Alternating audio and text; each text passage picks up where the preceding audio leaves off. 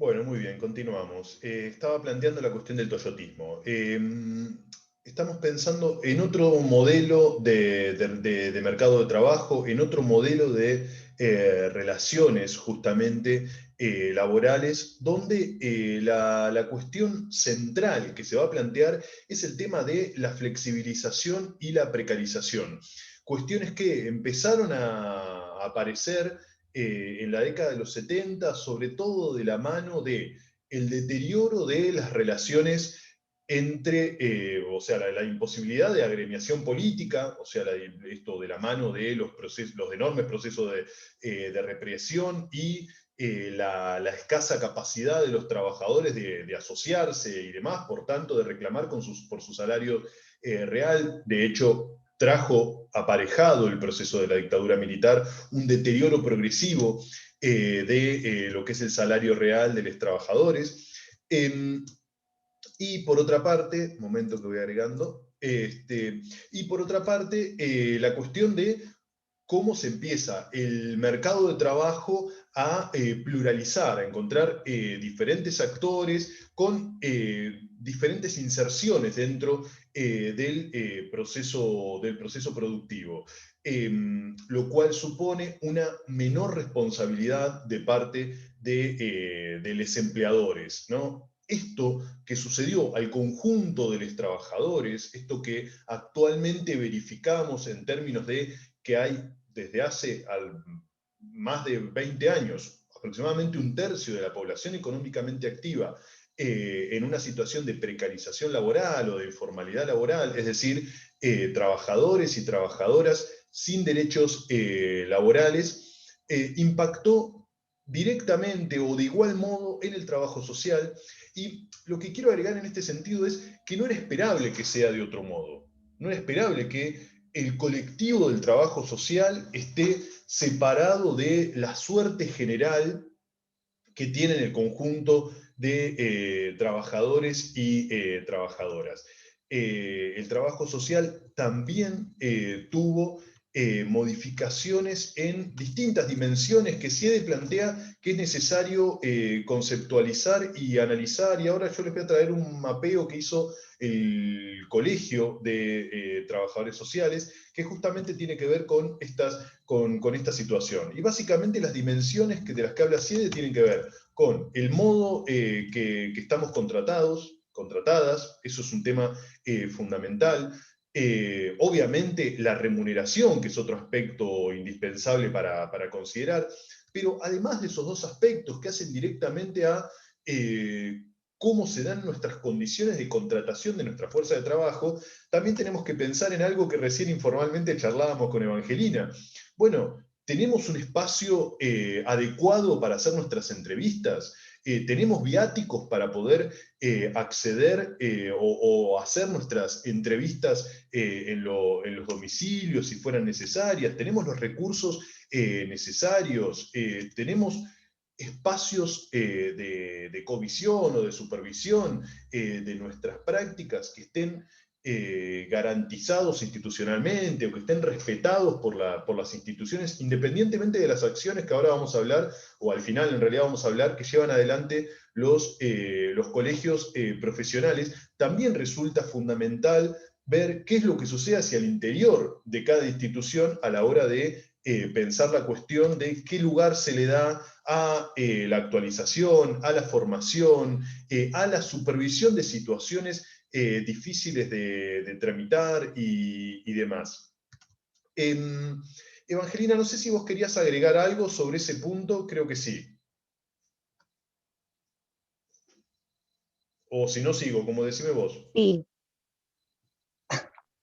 no, lo que yo por ahí quería como agregar es que, bueno, esto lo mencioné en el encuentro anterior, ¿no? El colegio profesional tiene distintos espacios donde justamente los trabajadores podemos problematizar nuestras condiciones laborales, todas esas cosas que hacen al ejercicio profesional, porque muchas veces nosotras creemos o cometemos justamente como ese error, entender que nuestros espacios de trabajo no están relacionados o no están vinculados con el ejercicio profesional, ¿no? O sea, generalmente solemos tomar y ponernos como la camiseta de las condiciones materiales de existencia de nuestros usuarios.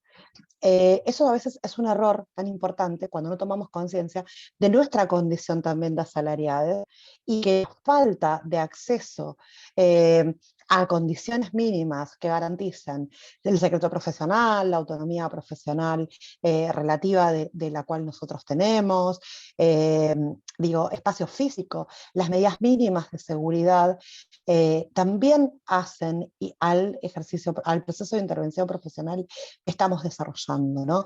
El tema de las cuestiones salariales también, digo, el acceso, digo, que generalmente hoy tenemos una realidad colectiva donde los trabajadores sociales tienen en general dobles jornadas de trabajo, ¿no? Con todo lo que implica ese desgaste, e incluso, digo, el cotidiano profesional está tan mediado por la urgencia, por la cuestión inmediata, por la necesidad de dar respuesta.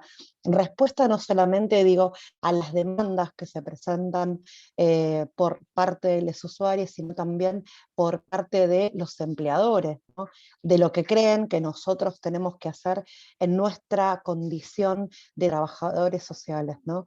Entonces nos encontramos con que en el medio de que atendiste 10 entrevistas dentro del trabajo a la vez profesionales que te piden tal cosa, tales listados, tales estadísticas, cargar tal cosa, actualizar tal cosa, entonces terminamos con, digo, con un nivel de estrés donde es imposible generar el espacio de la suspensión, ¿no? de la vida cotidiana dentro del ejercicio profesional para poder problematizar, digo, digo, las distintas mediaciones que tiene ese ejercicio profesional.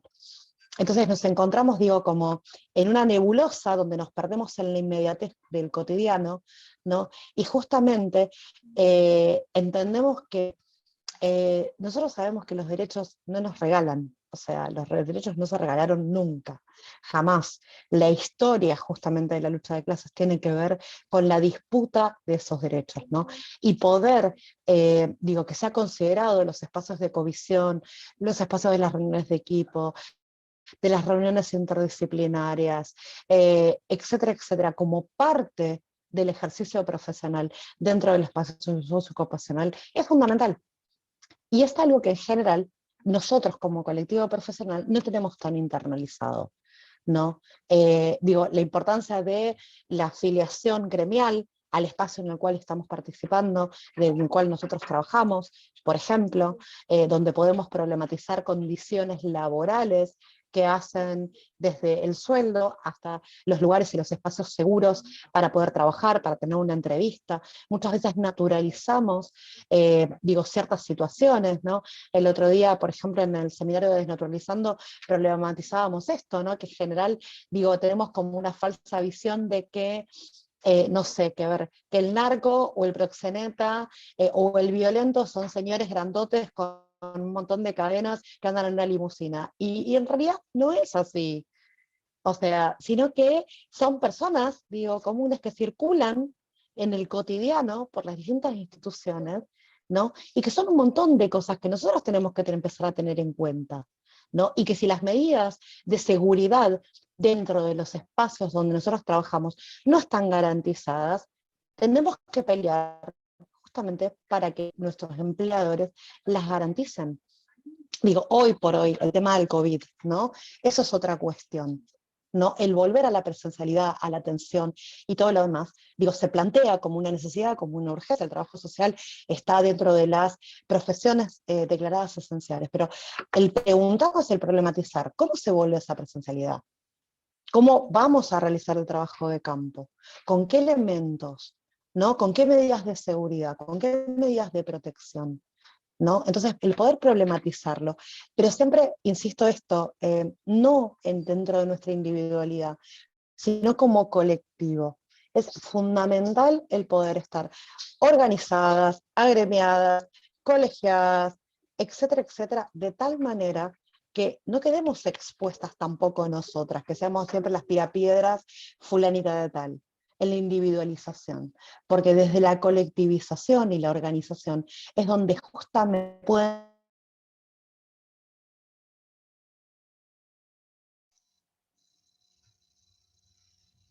Eva, se te disputar. cortó.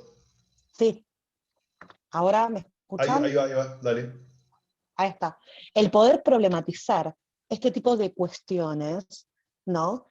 Antes que la realidad te pegue una cachetada.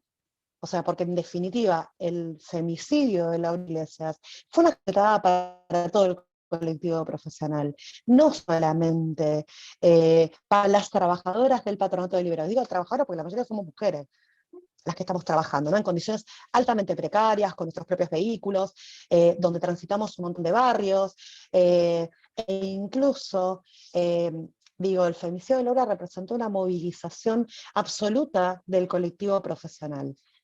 ¿No? Particularmente. El colectivo profesional se vio en las calles de una manera inmediata, ¿no? Ya sean las primeras movilizaciones en Miramar, donde la mayoría de los que estábamos en ese momento en la puerta de la DI éramos trabajadores sociales, o también, digo, en tribunales cuando fue el juicio.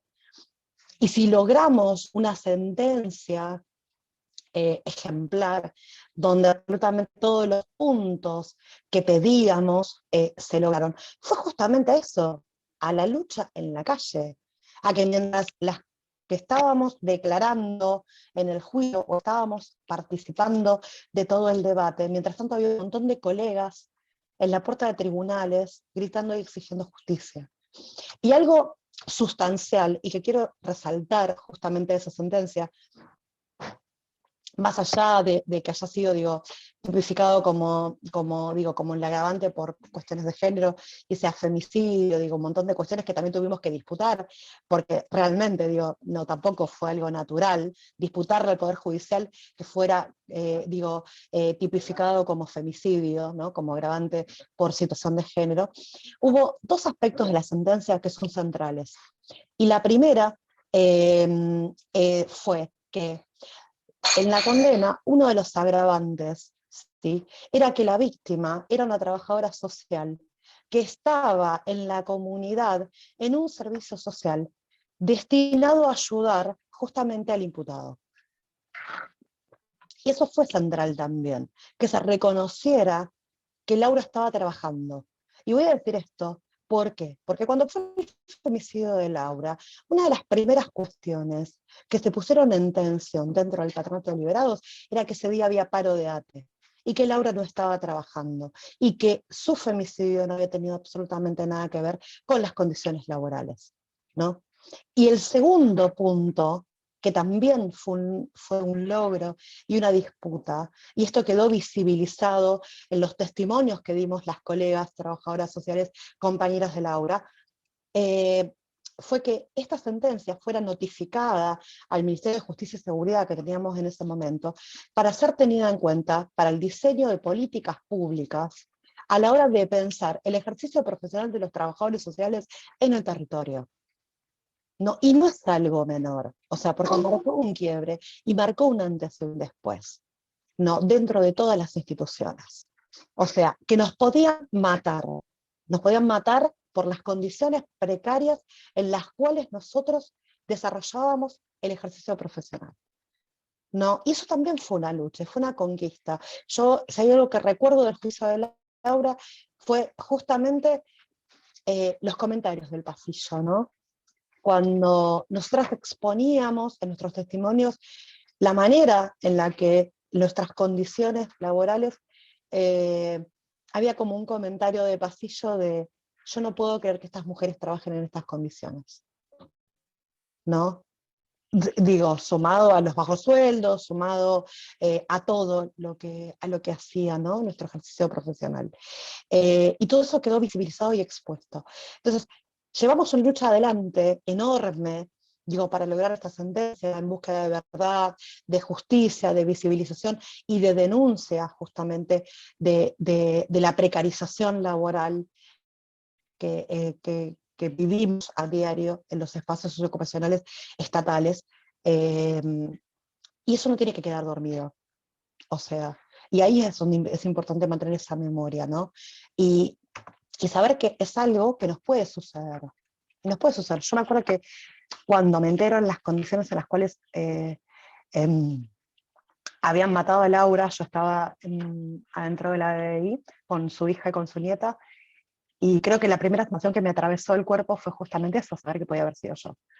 Porque yo también trabajaba en las mismas condiciones y compartía el espacio socioocupacional con ella, ¿no? Y contarlo y visibilizarlo, digo, desde el primer lugar, desde en primera persona, ¿no? Es un poco esto, de cómo nos fue atravesando. Y siempre digo esto, que había un montón de cosas que en ese momento no entendía, porque claramente, digo, es una situación que arrasa completamente con tu vida y con todo lo que está sucediendo y viene a cuestionarlo absolutamente todo y a derribarlo y a tirarlo por el piso. Eh, Entender luego que la manera fue de canalizar un montón de todo lo que estaba sucediendo, tuvo que ver justamente con la organización. La organización me abrazó, la colectivización me abrazó, me sostuvo, me contuvo y me impulsó también, ¿no? Eh, a partir de ese momento, nosotros, bueno, por ejemplo, en General Alvarado nació la primera organización feminista de la cual soy miembro fundador, junto con un montón de otras compañeras, y en las cuales sigo militando todavía, que es Ni Una Menos General Alvarado. Entender la importancia de ocupar y darnos estos debates dentro del colegio profesional, la importancia de poder, el colegio estuvo desde el primer momento, lo mismo que ATE, que es el gremio del cual todas estamos afiliadas dentro de Patronato de Liberados, la contención, el acompañamiento entre compañeros, de la cual Laura fue justamente precursora dentro del espacio laboral, ¿no? Entonces, digo, si hay algo que justamente nos deja Laura como legado, tiene que ver con eso.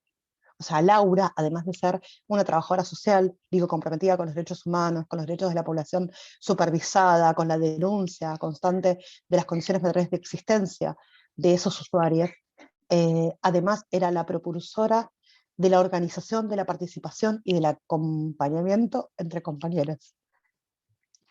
Y siempre digo esto, o sea, tal vez había cosas que intercambiándolas con ella yo tal vez no entendía tanto, ¿no? Eh, Siempre digo esto, ella me decía eso, vos tenés que salir debajo del escritorio, flaca. Y me lo decía desde el amor, desde un amor y desde un respeto enorme, un montón de cosas, pero digo, ¿cuánto no problematizamos? Incluso dentro de los procesos formativos no problematizamos estas cosas. No las hablamos, no las cuestionamos, no las planteamos. Y lo cierto que esto es algo que nos atraviesa día a día y cotidianamente, ¿no? Entonces, de ahí la importancia de que los espacios formativos podamos problematizar estas cosas. Las empezamos a considerar, a tener en cuenta, ¿no? Muchas de ustedes nos decían en el encuentro anterior que no sabían ni siquiera dónde quedaba el colegio profesional, o que no sabían por qué era importante matricularse, porque era importante dentro de organizadas y colectivizadas, ¿no? Bien, la respuesta es que la salida es colectiva, siempre. La salida es colectiva, desde la contención en el cotidiano como en la lucha para que se garanticen los derechos laborales y de las condiciones del ejercicio profesional. La salida es colectiva, siempre. Bueno, Sí, Dante, no, te cedo la... no, realmente es muy importante todo lo que nos comentás, Evangelina. Me parece que a partir del caso de Laura Iglesias, de esa situación, hay como un poner sobre la mesa y una visibilización de situaciones. Me parece que sintetiza de una manera dramática, cruel, dolorosa, ¿no? Sintetiza algo que le pasa a gran parte del colectivo profesional, que es estar en condiciones de trabajo que no son cuidadas. Y enfocar este análisis, enfocar qué es lo que pasa dentro de las condiciones de trabajo, no es un tema lateral a la intervención, no es que pensamos la intervención por un lado, nuestra perspectiva metodológica, teórica, las categorías con las que pensamos nuestros problemas, y además ¿no? Y además vemos de qué manera fuimos contratados y contratadas, o en qué tipo de relación contractual estamos en nuestro espacio de trabajo. Es absolutamente decisivo de lo que vaya a pasar, de qué modo estamos incorporados en nuestro espacio sociolaboral. No es una cuestión anexa, no es una cuestión accesoria, no es un prurito de querer mejores beneficios para un sector privilegiado, ni nada por el estilo. Es algo que va a definir los límites, los alcances, el hasta dónde de la intervención. Digo, esa me parece que es la cuestión central. Y por eso, perdón si vuelvo un poquito a lo que estabas diciendo, Eva, pero por eso me parece que es tan grave que la formación de grado no aborde de una manera sistemática este asunto, no lo aborde como un tema en sí mismo. En general, lo que hemos escuchado a lo largo de las formaciones de grado es alguna que otra catarsis, que yo le tomo su parte importante a la catarsis, no es que minimizo la catarsis, digo, creo que la catarsis muchas veces tiene aspectos transformadores y es capaz de pasar a la acción, si no se queda solamente en la cuestión circular de bueno, nos quejamos de, ¿no? Nos quejamos de nuestro jefe o nuestra jefa, nos quejamos de la burocracia, nos quejamos de les usuarios, que esto es muy frecuente en el trabajo social, quejarnos de, no, vino fulanito o fulanita y no le entra bala. Esa me parece que es la peor de todas. Yo la digo seguido porque me parece que es una de las cosas más inaceptables que escucho dentro de colegas que a veces lo repiten acríticamente, sin reparar en lo que se está diciendo frente a esa cuestión. Y hay otra que también circula, Evangelina, a ver si la habrás escuchado alguna vez, me imagino que sí.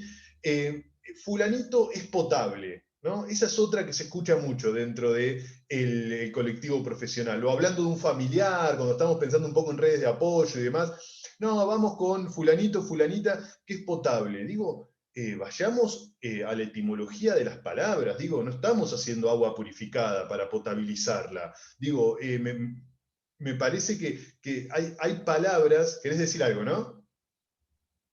Sí, Dale, es dale. que justamente en el seminario de Desnaturalizando el otro día surgió justamente el debate de las palabras y las categorías que utilizamos, digo, a la hora de escribir y a la hora de hacer nuestras evaluaciones y dentro del proceso de intervención profesional. Por ejemplo, esta cuestión de poner el instinto materno. O sea, Bueno, carece de instinto materno. claro, claro, claro. Digo, ¿no? O sea, Sí. en esto, a la hora de evaluar también esto que vos decís, esto de resulta una red de contención potable para el usuario. ¡Wow! ¿Desde qué lugar estamos parándonos? ¿No? ¿Desde qué lugar? Entonces, de ahí también esta importancia de poder, digo, cuestionar desde qué lugar nos estamos parando. Incluso poder cuestionar, digo, todos esos atravesamientos subjetivos.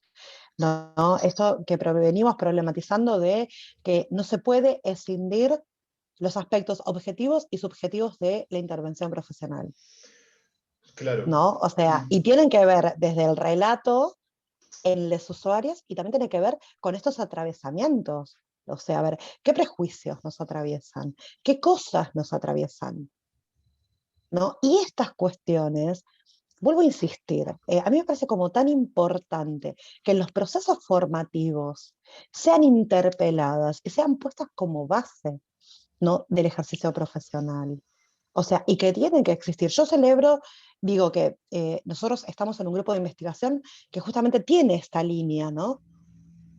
Crítica, de interpelación, de traer el ejercicio profesional del territorio justamente a la unidad académica, ¿no? Y todo lo demás. Porque entendemos que es fundamental que desde los procesos formativos podamos empezar a interpelarnos sobre todas estas cuestiones, sobre las realidades concretas con las cuales los alumnos se van a empezar a encontrar, ¿no? Nada, eso quería Sí, agregar. sí. Y la otra cuestión que un poco lo anudo con uno de los textos que tienen ahí de referencia, que es el de Guerra, en donde esta autora básicamente de lo que nos va a estar hablando tiene que ver de la relación que existe entre pensar un proyecto ético-político y las condiciones laborales. ¿Y por qué lo anudo?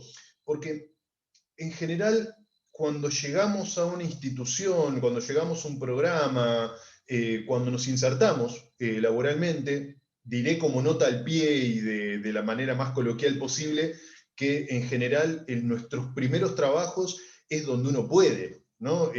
Digo, el inicio de nuestra inserción en el mercado laboral del trabajo social es una inserción hostil, digo, no es una inserción sencilla y en general es en condiciones de contratación muy, muy precarias.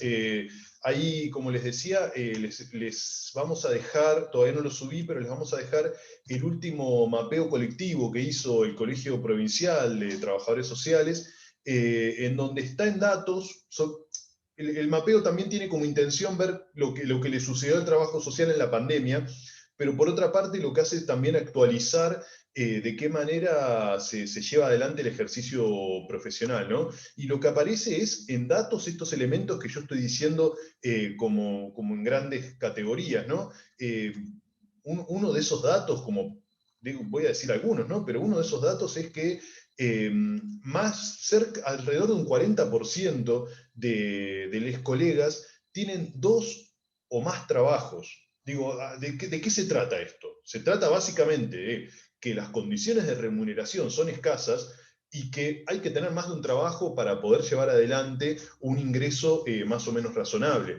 Entonces, esa necesidad de tener un montón de trabajos, digámoslo así, eh, también supone un deterioro de nuestra capacidad de intervención, porque hay una energía que uno deposita en cada proceso de intervención que no es una energía inagotable, es como todo proceso de trabajo. Llega un momento en donde no se puede continuar. Por tanto, cuando un colega, una colega dice que tiene 2 trabajos o 3 trabajos, que esto creo que nos ha sucedido a la mayoría y nos sucede, digo, a todos, lo que encontramos es un deterioro de la intervención, lo que encontramos es un deterioro de nuestra manera de llevar adelante el proceso de intervención. Y otro dato que me parece que es importante, y ahora voy a lo de guerra que les iba a decir, son las condiciones de contratación.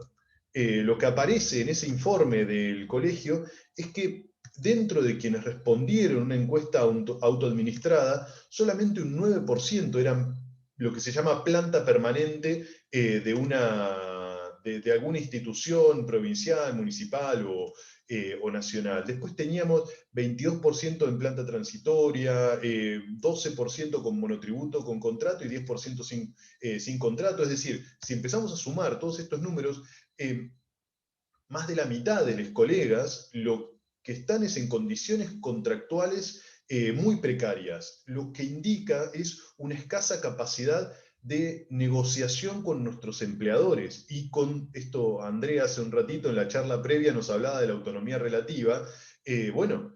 Nuestra modalidad de contratación, sin lugar a dudas, va a definir también nuestra capacidad de autodefinirnos en el proceso de intervención. Es decir, cuando vienen y nos dan una orden que no queremos llevar adelante, si soy planta permanente, va a ser más fácil decir que no, que si el mes que viene me tienen que renovar el contrato porque lo que soy es un locador de servicios que factura todos los meses. Mi capacidad de negociación, si lo que tengo es un contrato de locación de servicios y facturo todos los meses, es nula. ¿Por qué? Porque está en juego mi supervivencia material. Digo, es eso lo que está en juego. Digo, es el salario mensual con el cual todos los colegas tienen que llevar adelante su reproducción cotidiana, está en juego. Entonces, de pronto, podemos pensar que determinada orden es lesiva de nuestra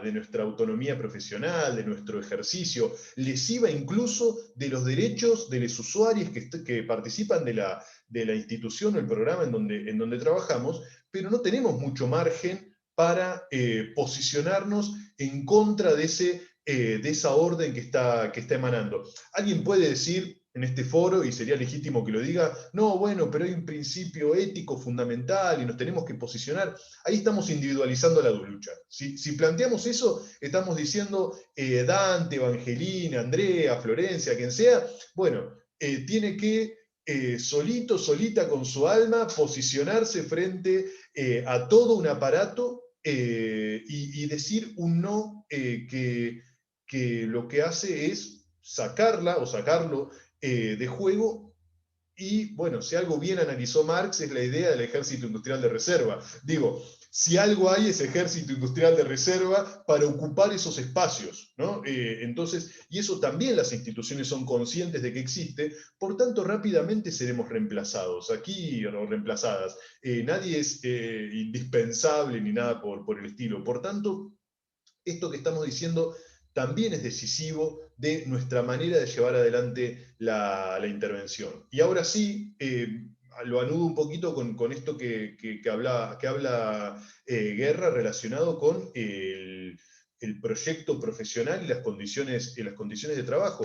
¿Por qué pensar un proyecto colectivo? ¿Por qué pensar un proyecto ético-político relacionado con nuestra profesión? Básicamente porque, como primera respuesta, ¿no? Digo, hay otros elementos, pero básicamente porque no podemos pensar en respuestas individuales. No podemos pensar en que alguien individualmente se va a posicionar frente a una determinada orden, ante una determinada autoridad, ni va a plantear transformaciones profundas sin estar en alianza con otros, ¿no? Digo, esa es una primer cuestión que tiene que ver con cómo se configura la política y el poder dentro de las instituciones y dentro de el conjunto de actores que hacen a nuestra intervención. Eso en primer lugar como tema central. No hay intervención, va a decir Guerra, ¿no? Sin proyecto. Y pensar un proyecto implica pensar una direccionalidad, ¿no? Implica pensar un conjunto de objetivos que nos planteamos. No quedarnos atados a la cultura institucional, que es muy fuerte la cultura institucional. Acá ya no estoy hablando de condiciones de contratación, sino que nos insertamos en una institución y la institución no está limpia de ayeres. La institución viene con una fuerza, con una inercia que es difícil cuando nos incorporamos decir, bueno, acá llegué yo y la cosa va diferente. La institución, lo voy a decir muy académicamente, te lleva puesto, te lleva puesta. Y esto es importante tenerlo en cuenta, porque si no vamos, y ahí vamos de nuevo a la cuestión, con un proyecto ético-político que nos plantee una direccionalidad, que nos plantee una intención con la cual llevamos adelante nuestro proceso de intervención, una intención que justamente se concreta en la acción, ¿no? Difícilmente podremos pensar un proyecto profesional que pueda plantear una diferencia con las culturas institucionales, con las prácticas rutinarias y, fundamentalmente, con la imagen preconcebida que se tiene del trabajo social. En general, ¿qué quieren los jefes de las instituciones de un trabajador social? Y que le haga una buena gestión, que le resuelva algún problema, que haga lo que no está claro quién hace nadie en una institución, que esa es la otra trampa que tiene el trabajo social, ¿no? Porque, bueno, tal cosa lo tengo que hacer, bueno, porque si no, no lo hace nadie, y porque si no, queda deteriorada la situación de los usuarios. Eso es una trampa mesiánica, digo, eso es una trampa de creer, y esto lo plantea con muchísima claridad Carlos Montaño, cuando dice, ¿por qué Montaño lo dice de una manera salvaje, lo voy a reproducir parecido? Es ¿por qué donde no pudo nadie tiene que poder el trabajo social?